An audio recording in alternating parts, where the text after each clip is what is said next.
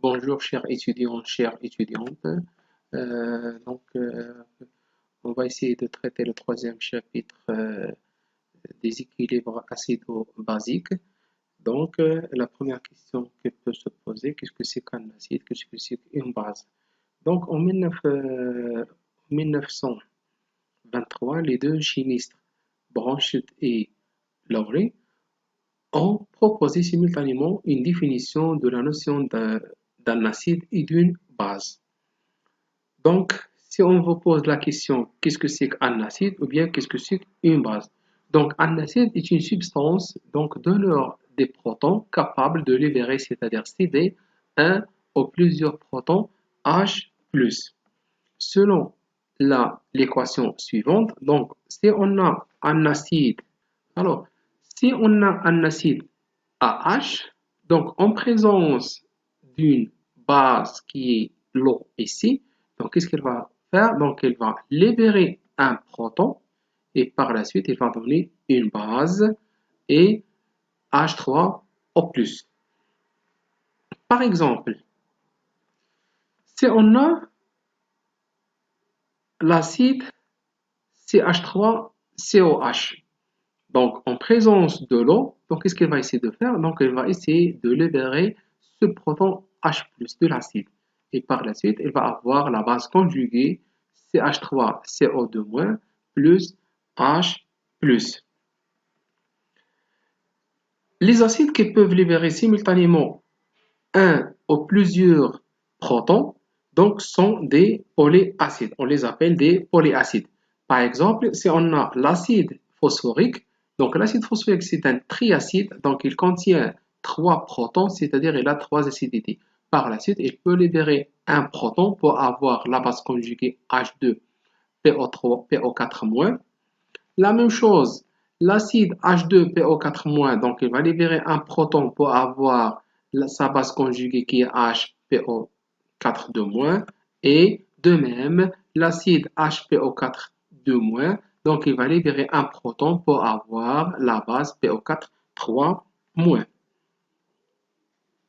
Donc on peut dire ici que l'acide phosphorique, donc c'est un acide ou bien c'est un triacide. De même, on peut définir une base. Donc, la base est une substance accepteur de protons, donc il est capable de capter de fixer un ou plusieurs protons. Si je prends la substance B par exemple, en présence d'eau ou bien dans un milieu aqueux, il peut capter un proton selon l'équation suivante, c'est-à-dire B plus H2O, donc il va là, l'eau, elle va libérer un proton. Donc ici, l'eau, elle joue le rôle d'un acide. Et par la suite, donc je vais avoir BH+, qui est l'acide conjugué de la base B, plus OH-. À titre d'exemple, on a l'ammoniac, c'est-à-dire NH3, plus un proton H+. Donc, le proton, donc NH3, c'est une base. En présence d'un proton, le proton, il va se fixer dans la base. Et par la suite, il va nous donner la base, ou bien l'acide conjugué qui est NH4+. Ou bien, la même équation s'écrit d'une autre manière, c'est-à-dire NH3 plus H2O, c'est-à-dire dans un milieu aqueux. Qu'est-ce qu'il va nous donner? Il va nous donner la base conjuguée, c'est NH4+, plus OH-. De la même manière, les bases peuvent capter simultanément ou successivement plusieurs protons qui sont appelés des polybases. À titre d'exemple, on a l'ion phosphate PO4-, ou bien l'ion HPO4-, donc c'est l'hydrogénophosphate, sont des polyacides qui peuvent capter respectivement 3 protons ou bien 2 protons. Par exemple, donc, si on a ici PO4-, plus le proton H+, donc ce proton il va se fixer dans l'ion phosphate pour donner HPO4-. De la même manière, la base HPO4 en présence de proton H+, qui va se fixer dans cette base, elle va nous donner l'acide H2PO4 HPO4-.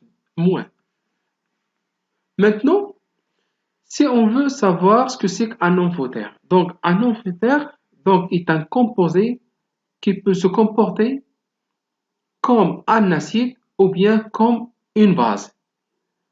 Les solutions correspondantes sont dites des amphotères.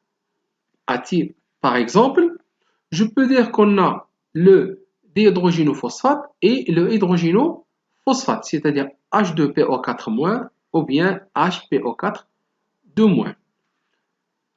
Ici, l'ion dihydrogénophosphate, donc il peut jouer le rôle d'un acide comme il peut jouer le rôle d'un base. De la même manière, l'ion hydrogénophosphate, donc il peut jouer le rôle d'un acide comme il peut jouer le rôle d'une base dans le couple ici. C'est-à-dire, dans ce couple, il joue le rôle d'un acide, donc il peut libérer ou bien il peut céder un proton pour avoir la base conjuguée. De la même, la base ici, donc cet acide, il peut libérer un proton pour donner sa base conjuguée qui est l'acide.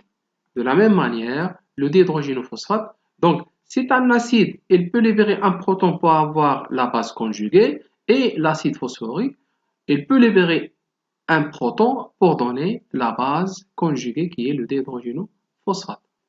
Donc on peut dire que l'ion H2PO4- intervient dans le couple H2PO4- en tant qu'acide et dans le couple H3PO4- H2PO4- comme en tant que base. De même, l'ion HPO4- donc intervient en tant qu'acide dans le couple HPO4- et PO4- et en tant que une et en tant comme une base dans le couple H2PO4- HPO4- À titre d'exemple, donc considérons les deux couples, donc H2S, HS- et le deuxième couple HS-, HS2-. C'est-à-dire que le HS- il joue le rôle d'une base dans cette réaction et il joue le rôle d'un acide dans cette réaction. Dans ce cas, je peux dire qu'il joue le rôle d'un amphotère. Donc c'est un amphotère.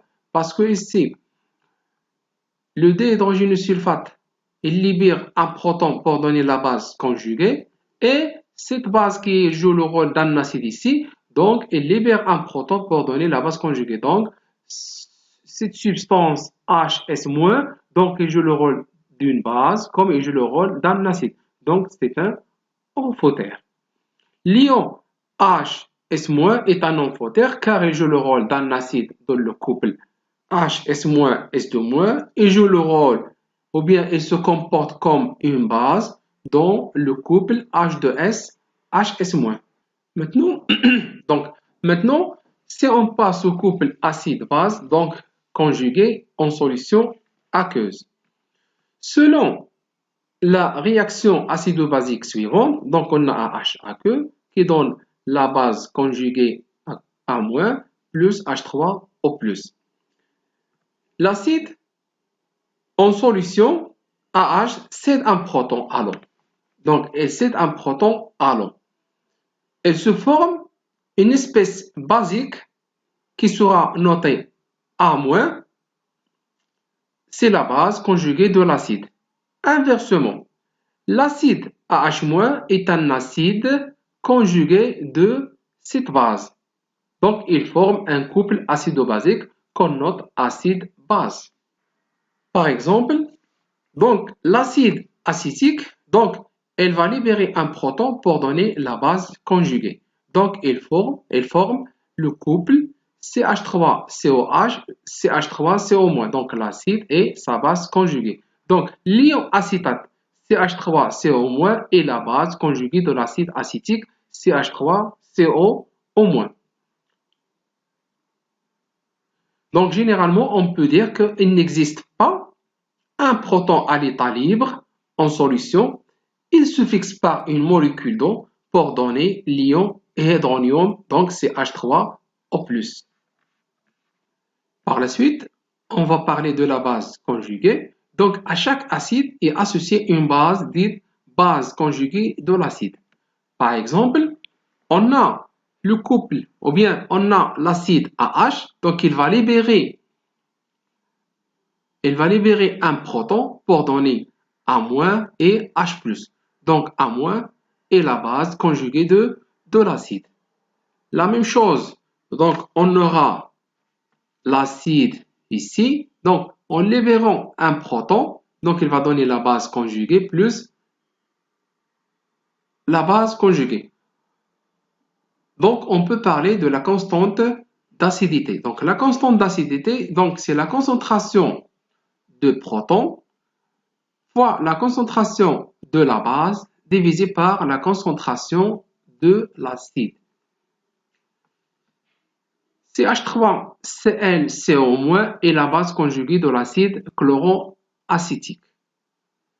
Donc, la base plus H2O, elle va donner l'acide conjugué et par la suite plus OH- parce qu'il va capter un proton. Et par la suite, je peux parler de la constante de basicité. Donc, la constante de basicité, donc, c'est la concentration de l'acide fois la concentration de OH- divisé par la concentration de la base.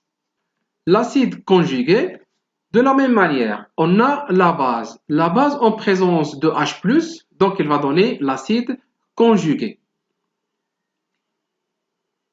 Donc, à chaque base est associé un acide dit acide conjugué de la base. BH, donc c'est un acide conjugué de la base B-. De même, on a la base BOH. Donc, on va avoir le B+, plus OH-. Dans ce cas, je peux dire que le B+, est l'acide conjugué de la base BOH. Avec la constante d'acidité ou bien la constante de basicité, c'est avec la constante de basicité, c'est OH- fois B- divisé par OH-, la concentration de OH-. À titre d'exemple toujours, pour simplifier les choses, donc on a l'ammoniac, donc c'est NH3 plus OH-. Donc ainsi que NH3 c'est une base. Donc en présence de l'eau, donc il va capter un proton et par la suite il va nous donner l'acide conjugué, c'est NH4 plus OH-. NH4 et l'acide conjugué de la base NH3 et la constante de basicité, c'est Kb qui est égal à la concentration de OH- fois la concentration de l'acide NH4+, divisé par la concentration de la base NH3. Donc, ce tableau-là, donc on va essayer de représenter quelques données des acides et les bases conjuguées avec la présentation du couple acide-base et par la suite la réaction qui se fait. Par exemple, HF, donc c'est un acide, elle va libérer un proton, elle va donner la base conjuguée F- plus H+. C'est-à-dire que F- c'est la base conjuguée. Et par la suite, le couple de cette réaction, donc c'est HF sur F-. On a l'acide acétique. Donc, en présence de l'acide acétique, elle va libérer un proton. Par la suite, CH3CO-, c'est la base conjuguée. Le couple, c'est CH3COH. CH3CO-. HCN, donc c'est un acide.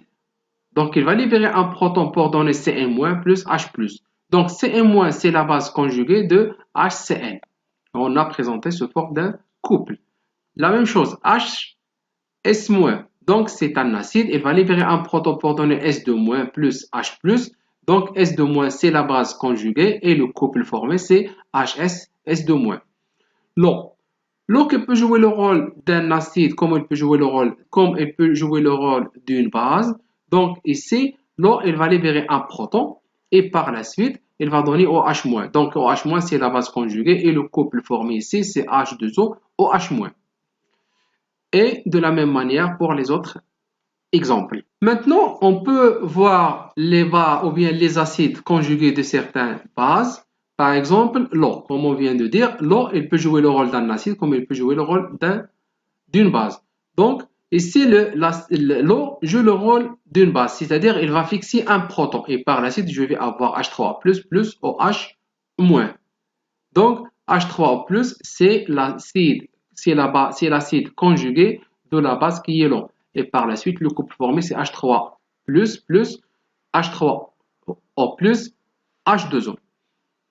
L'ion sulfate SO4 2-, donc c'est une base. Elle va fixer un proton pour nous donner l'acide conjugué qui est HS2-. Cet acide-là, donc c'est une base en même temps, donc c'est un ampholyte. Donc il va fixer un proton selon cette réaction pour nous donner l'acide sulfurique. Et le couple formé, c'est H2SO4, HSO4-. On a ici l'hydrogénophosphate. Donc l'hydrogénophosphate, donc c'est une base, comme il peut jouer le rôle d'un acide. Donc c'est une base et par la suite, elle va fixer un proton H+ pour donner le déhydrogénophosphate. Donc c'est H2S, c'est H2PO4-. Donc H2PO4-, c'est l'acide conjugué de la base hydrogénophosphate. Donc le couple formé, c'est H2PO4-, HPO4-2-. Pour le chlore, donc le chlore c'est une base. C'est-à-dire, il va fixer le proton H+ pour donner l'acide conjugué, l'acide chlorhydrique. Donc, cet acide chlorhydrique, c'est un acide conjugué de l'ion chlorure. Et par la suite, le couple formé, c'est HCl, Cl-. Et de la même manière pour les deux exemples derniers. Donc, par la suite, on peut parler de réaction acido-basique en milieu aqueux. Donc, une réaction acido-basique implique deux couples, acide-base conjugué, qui échangent des protons. Si je prends par exemple le premier couple, acide 1 avec sa base conjuguée base 1 et le couple 2, acide 2 avec sa base conjuguée base 2, donc la réaction acide-base se fait en deux demi-réactions. Donc le premier acide, il va donner la base conjuguée, donc il va perdre un proton, pour donner la base conjuguée plus H+. La deuxième base, c'est-à-dire il va libérer ou bien il va fixer un proton pour donner l'acide 2. Et par la suite, l'acide 1, il va pas réagir avec l'acide 2. Donc l'acide 1, il va réagir avec la base 2 pour donner l'acide 2 et la base 1. Selon cette réaction, selon ces deux demi-réactions, donc l'acide 1 plus la base 2, elle va donner la base 1 plus l'acide 2. Selon cette réaction, donc c'est la réaction acido-basique, on peut dire qu'il n'y a pas de proton qui se trouve libre dans la réaction. Donc le proton qui est libéré par l'acide 1, donc il va se fixer automatiquement dans la base 2. Donc à titre d'exemple, si je prends les deux couples, donc CH3COH, CH3CO- et le deuxième couple H3O-, H3O+, et H2O. Les deux demi-réactions que je peux avoir, donc c'est l'acide acétique, il va libérer un proton pour donner la base conjuguée. Et l'eau, donc c'est une base, il va capter un proton pour donner l'acide conjugué. Donc la réaction globale de cette réaction, ou bien la réaction acido-basique, c'est l'acide acétique plus H2O, il va nous donner la base conjuguée plus H3O+. Donc, lorsqu'on introduit un acide à H ou une base B dans l'eau, il se produit alors une réaction entre la substance introduite et le solvant O. Par exemple, donc je peux dire que on a l'acide, lorsque je l'introduis dans l'eau, donc l'eau ici, il va jouer le rôle d'une base. Et par la suite, il va donner, donc l'acide, il va donner sa base conjuguée, c'est CH3CO-, et l'eau, il va jouer le rôle d'une base, donc il va capter le proton libéré par la base pour donner l'acide conjugué, CH3O+. De même, on a NH4 plus NH3. Donc, c'est une base en présence de l'eau. Donc, la base, elle va capter un proton, c'est-à-dire l'eau qui joue le rôle d'un acide, elle va libérer un proton pour que j'aurai l'acide conjugué de l'ammoniac plus OH-. Si on passe maintenant au produit ionique de l'eau, la réaction autoprotolyse de l'eau. Donc, qu'est-ce que c'est que la réaction autoprotolyse de l'eau? On sait que l'eau est un amphotère appartenant à deux couples suivants. C'est-à-dire, elle peut jouer le rôle d'une base selon la réaction suivante. Donc, l'eau, elle va fixer un proton pour donner la base conjuguée. Selon la deuxième réaction, l'eau, elle joue le rôle d'un acide. C'est-à-dire, elle va libérer un proton pour donner la base conjuguée. Donc, on définit la réaction d'autoprotolyse de l'eau, composée amphotère, comme un transfert de protons entre deux molécules d'eau. L'une joue le rôle d'acide, l'autre joue le rôle d'une base.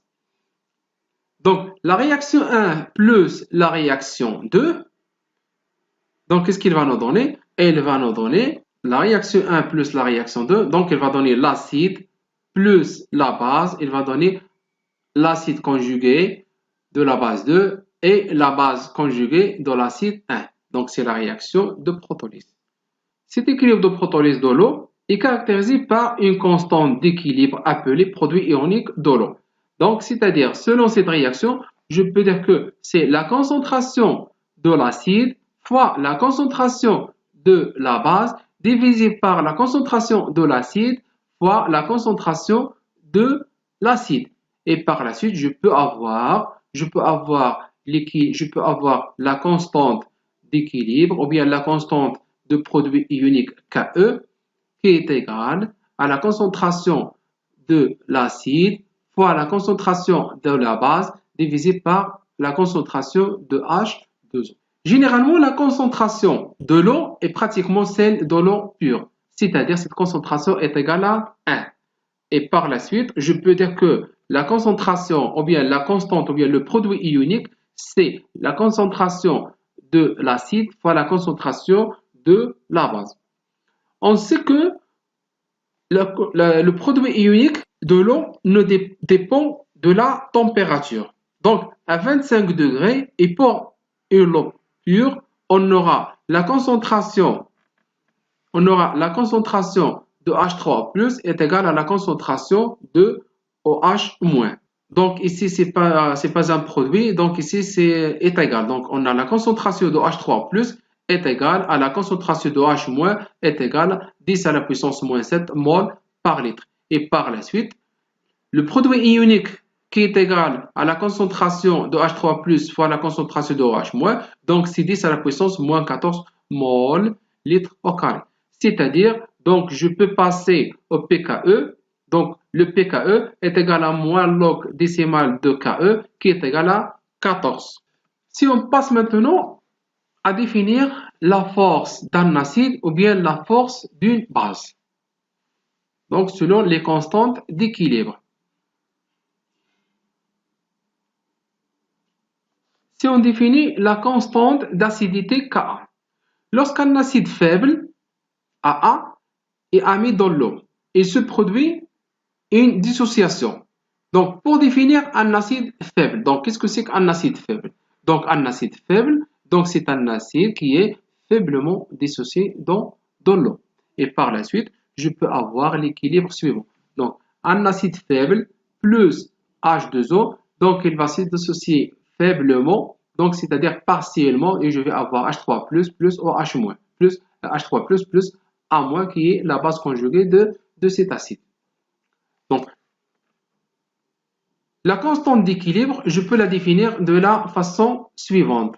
Donc, la constante de cet équilibre, donc c'est la concentration de H3+ fois la concentration de la base divisé par la concentration de l'eau fois la concentration de AH. Puisque la concentration de l'eau ici, donc c'est une concentration constante, on peut donc écrire que la concentration d'équilibre fois la concentration de l'eau est égale à la constante Ka, qui est la constante d'acidité. Et par la suite, je peux définir la concentration, ou bien la constante d'acidité Ka qui est égale à la concentration de l'acide H3+, fois la concentration de la base A- divisé par la concentration de l'acide AH. Donc, Ka est appelée constante d'acidité de couple AH A-. Elle dépend uniquement de la température et mesurer la force de l'acide AH. Un acide est autant plus fort qu'il cède plus facilement un proton. Donc, je peux dire que si on a un acide AH plus H2O, donc il va libérer un proton pour avoir la base conjuguée C plus H3O+. Donc, plus l'acide est fort, plus l'équilibre se déplace vers le sens 1 et par conséquent, plus Ka est grande. La constante Ka est grande. Donc, on peut dire que l'acidité croissante implique que la constante d'acidité augmente, implique que le pKa diminue. Plus les acides forts, Ka n'est pas généralement défini, puisque la dissociation de AH est en solution aqueuse est totale. Dans les acides forts, on ne peut pas les définir. Donc, les acides forts, on ne peut pas définir les constantes d'acidité. Pour les acides faibles, la dissociation est partiellement très limitée. On peut utiliser généralement le pKa au lieu de Ka. Et par la suite, le pKa est égal moins log décimal Ka. Si je passe maintenant à la constante de basicité Kb. Une base est d'autant plus forte qu'il capte plus facilement un proton H+. Donc la base se protonne. Donc on a la base. Lorsque l'acide H2O libère un proton, donc cet acide, ce proton, il va se fixer dans la base H- pour donner l'acide conjugué à H plus OH-.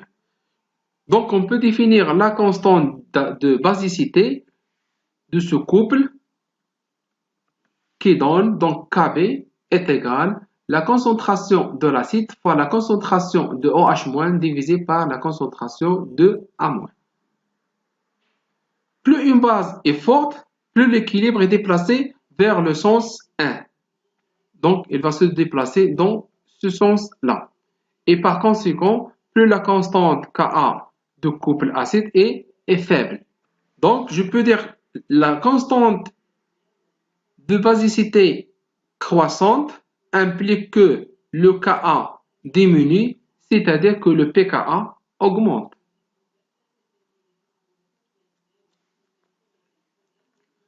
Plus les bases fortes, pour les bases fortes, Kb n'est pas généralement défini car il se dissocie totalement dans l'eau. À la constante de basicité correspond la quantité pKa définie par pKa est égal à moins log K. L'eau est à la fois un acide et une base, donc c'est un amphotère.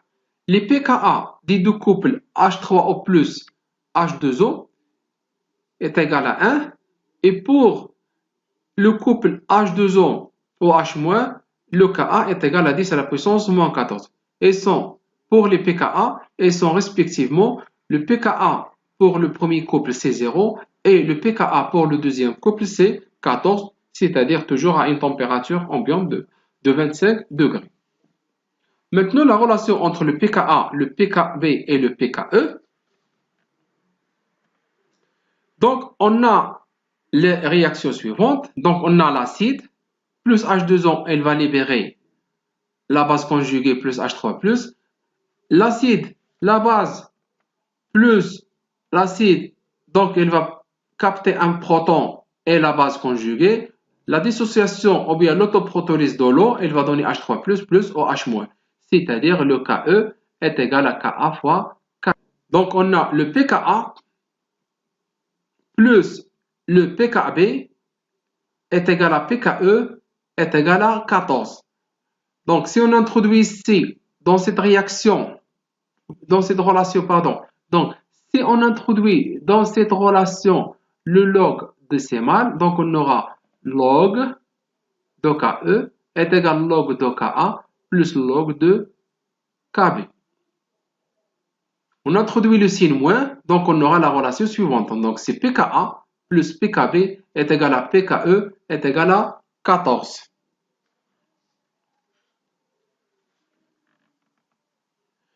Donc, à titre d'exemple, toujours, de l'acide acétique, l'équation de cette réaction en présence de l'eau, donc c'est CH3COH plus H2O, donc il va libérer un proton pour donner la base conjuguée plus H3O+. Donc c'est l'acide de la base qui est l'eau.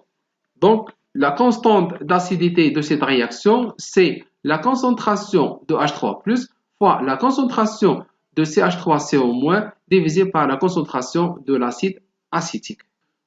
Si on passe maintenant aux constantes d'équilibre dans les réactions, donc concernant les constantes d'équilibre dans les réactions acido-basiques, donc la constante d'équilibre K de toute réaction acido-basique est donnée par la loi de masse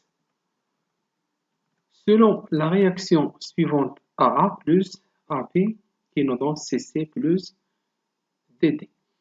Donc la constante d'équilibre K est égale à l'activité du substance C à la puissance T fois l'activité du substance D à la puissance D divisé par l'activité du substance A à la puissance A divisé par l'activité B à la puissance B qui est égale à la concentration du substance C à la puissance T fois la concentration du substance D fois à la puissance D divisé par la concentration du substance A à la puissance A fois la concentration de substance B à la puissance B. Donc, calculons la constante d'équilibre K associée à la réaction suivante.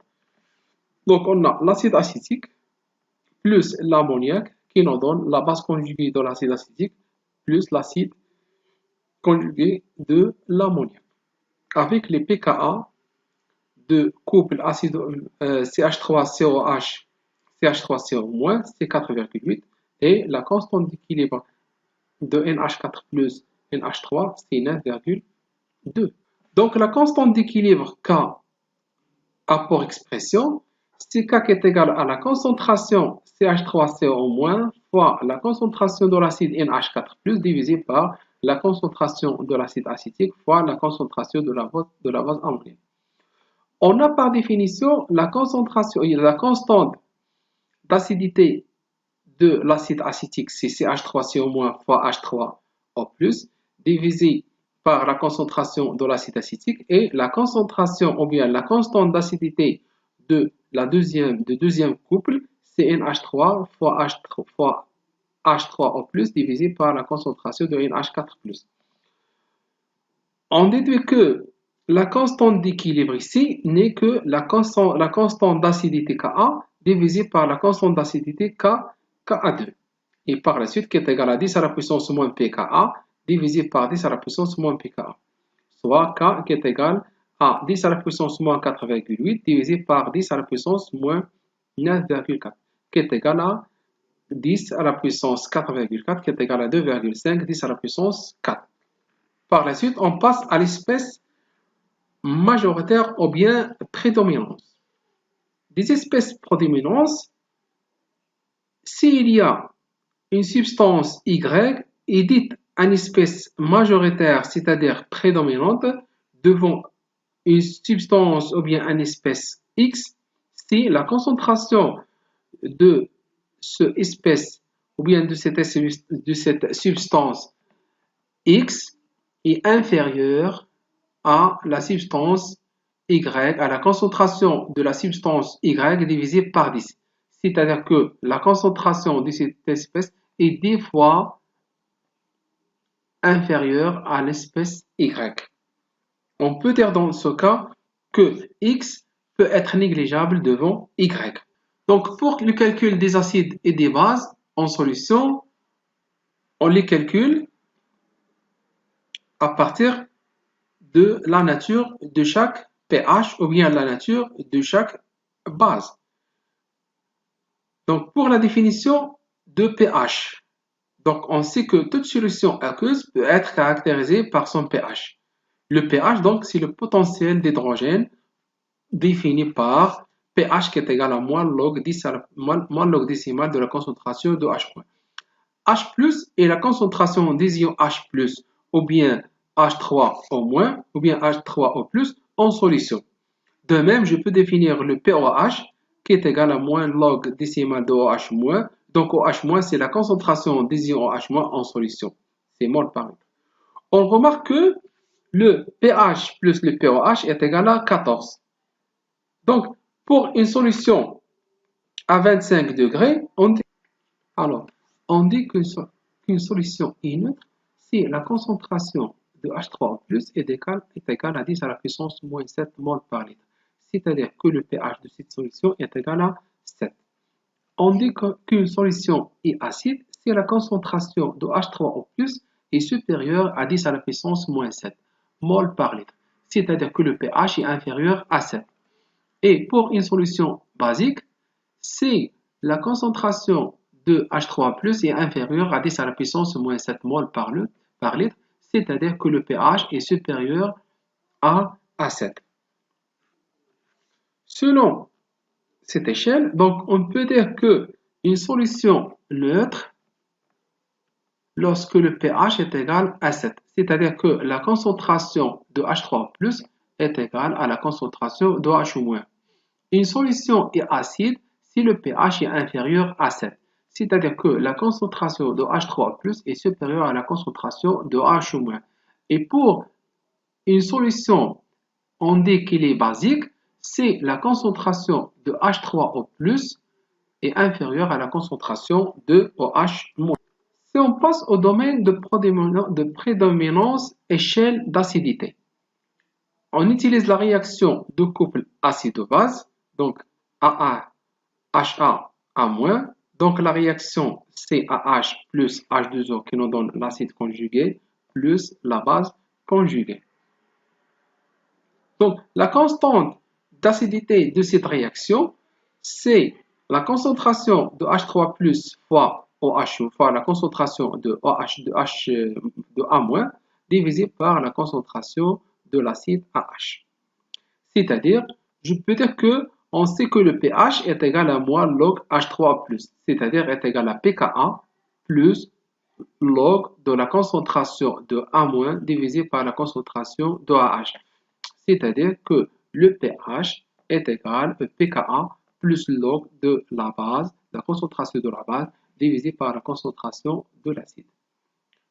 De cette relation, on déduit que si le pH est égal à pKa, le pH est égal à pKa, c'est-à-dire le terme log de rapport concentration de la base divisé par la concentration de l'acide est égal à 0. C'est-à-dire que la concentration de l'acide est égale à la concentration de la base. Donc, les espèces A- et AH, c'est-à-dire l'acide et la base, sont en concentration égale.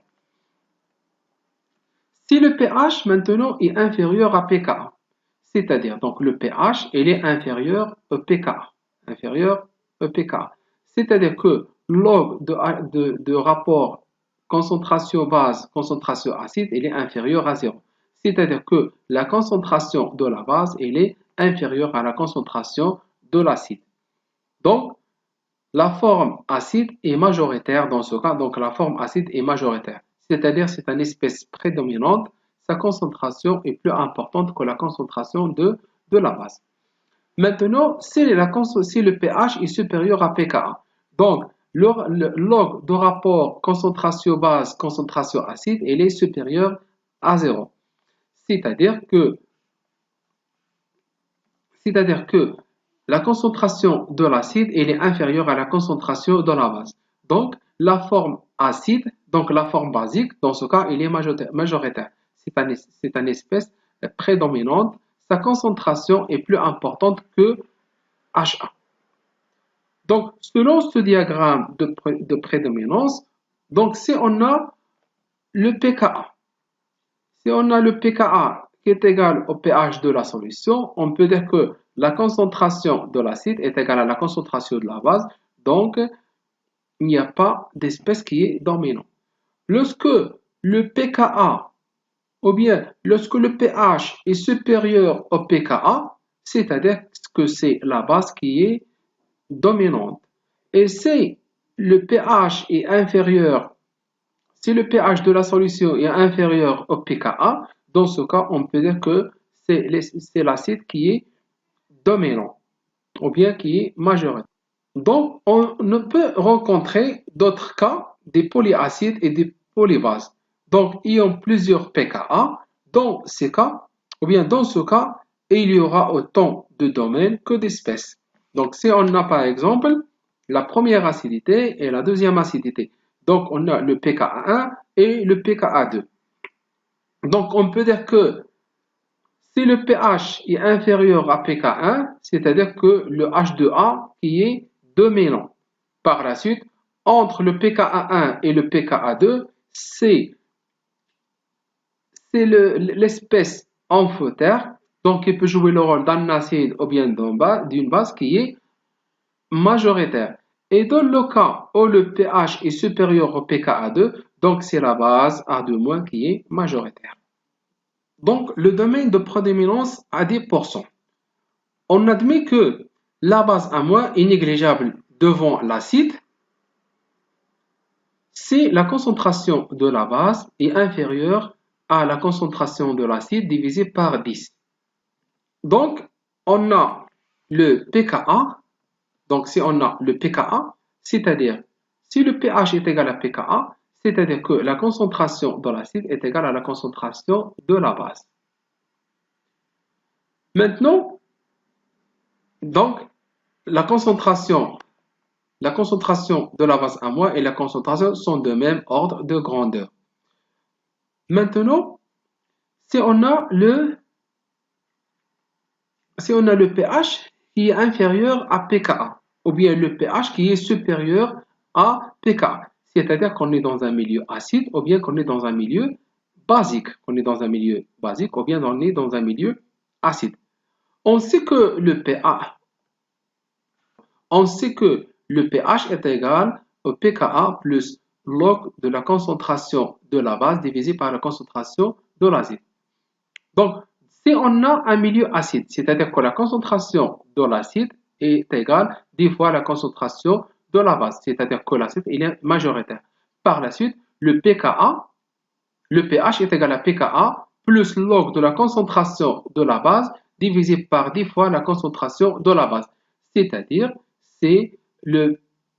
que le pH est égal à pKa plus log de 1 sur 10. Donc, je peux avoir la valeur de pKa moins H, moins 1. Et par la suite, à toute valeur de pH inférieure à pKa moins 1, donc on peut dire que CaH est prédominant. Donc c'est lui qui domine, c'est l'espèce acide qui domine dans cette zone où le pH est égal ou bien inférieur à pKa moins 1. De même, si on a la concentration de A- qui est égale à 10 fois la concentration de AH, dans ce cas, selon la relation de pH qui est égale à pKa plus log de la concentration de la base divisée par la concentration de l'acide, si on remplace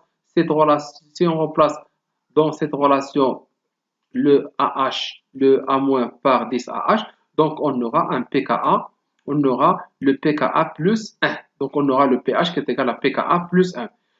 C'est-à-dire que toute valeur de pH qui est supérieure à pKa plus 1, on peut dire que c'est l'espèce basique qui domine. Donc, elle est prédomine dans cette zone. Par la suite, on peut parler d'un acide fort. Donc, les acides forts sont des électrolytes forts et ils se dissocient totalement en solution. Donc, à titre d'exemple, on aura l'acide nitrique, donc c'est un acide fort. Donc, dans l'eau, il se dissocie totalement pour donner H3++, NO3-. L'acide chlorhydrique. L'acide chlorhydrique aussi, c'est un acide fort. Donc, en présence d'eau, donc il va se dissocier totalement pour donner H3O+, H3O+, plus Cl. La dissociation d'un électrolyte forte est la suivante. Donc, dissociation totale de l'acide, on a un H plus H2O qui est égal à H3O+, plus A-. Donc, à T est égal à 0, on aura la concentration de l'acide. C'est-à-dire, il n'y aura pas la production, il n'y aura pas des produits. Donc, c'est 0, 0. À T équilibre ou bien à T final. À T final, il n'y aura pas d'espèce d'acide. Donc, toute l'acide ici, il va se transformer à une base A- plus la concentration de H3O+. Donc, selon l'autoprotolyse, selon la réaction autoprotolyse de H2O qui donne H3O+, plus OH-. Donc, les espèces présentes en solution, je peux dire qu'on aura OA-, OH-, H3O+, A- et H2O. Dans le cas des solutions peu diluées, c'est-à-dire de concentration supérieure à 3,10 à la puissance moins 3, le milieu est suffisamment acide pour que OH- issu de l'autoprotolyse de l'eau soit négligeable devant H3O+. C'est-à-dire que la concentration, dans ce cas, la concentration de H3O+, de H3O- provenue de l'autoprotolyse, elle est inférieure de la concentration de H3O+, provenue de la réaction. Donc, on peut négliger cette concentration.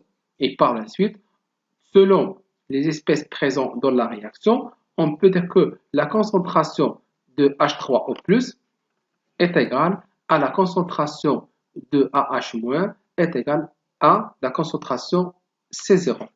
C'est-à-dire que le pH de cette solution n'est que moins log la concentration de H3O+, c'est-à-dire c'est moins log de C0. Donc, dans un acide fort, généralement, le pH d'un acide fort est égal à moins log la concentration de H3+, qui est égal à moins log de la concentration de la solution. Et par la suite, cette formule-là, ou bien la formule pH qui est égal à moins log C, est valable jusqu'à un pH qui est égal à 6,5. Maintenant, donc, pour une base forte, on peut définir une base forte est un électrolyte fort qui dissocie totalement en solution, protonation totale de cette réaction.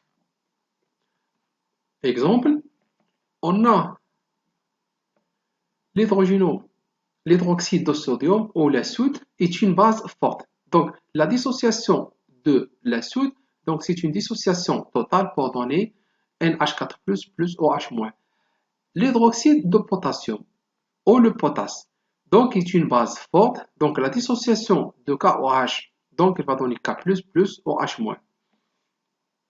Soit la base forte B de concentration C0 dans l'eau. Donc, B plus H2O, donc c'est la base plus l'acide. La base, il va donner l'acide conjugué et l'acide, il va donner la base conjuguée. À T est égal à 0, la base, elle a une concentration C0. Les produits sont de concentration 0,0. Puisque la base, c'est une base forte, sa dissociation est totale. À T final, on a la concentration de l'acide conjugué, c'est C0, et la concentration de OH-, c'est C0. Toujours, on aura en présence de cette réaction la réaction autoprotolyse de l'eau, c'est-à-dire 2H2O qui va donner H3+, plus OH-. Et par la suite, les espèces présentes en solution, c'est BH+, pardon, plus OH-, plus la concentration de H3+, plus de l'eau. Donc, de la même manière,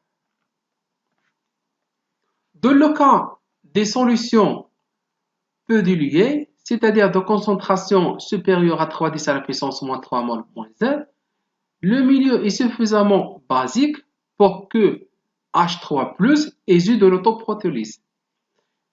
Donc, on peut dire que cette concentration elle est négligeable devant la concentration de OH- provenue de la base.